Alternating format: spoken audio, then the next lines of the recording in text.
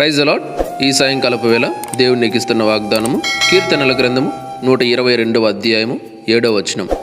నీ ప్రాకారములలో నెమ్మది కలుగునుగాక, నీ నగరులలో క్షేమముండునుగాక. దేవుడు ఈ వాక్యము ద్వారా నిన్ను దీవిస్తున్నాడు, ఆశీర్వదిస్తున్నాడు. ఏమనంటే నీ ప్రాకారములలో నెమ్మది కలుగునుగాక అంటున్నాడు.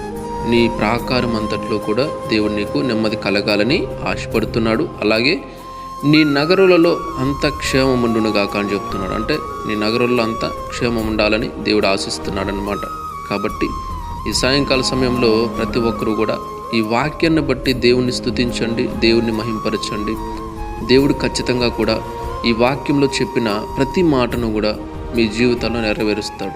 నమ్మండి, నమ్మితేనే మీరు స్వతంత్రించుకుంటారు. కానీ నమ్మకుండా అవిశ్వాసం చూపిస్తే ఎప్పటికీ కూడా స్వతంత్రించుకోలేరు. కాబట్టి నమ్మండి, నమ్మితే దేవుని మహిమ చూస్తారు. Praise the lord.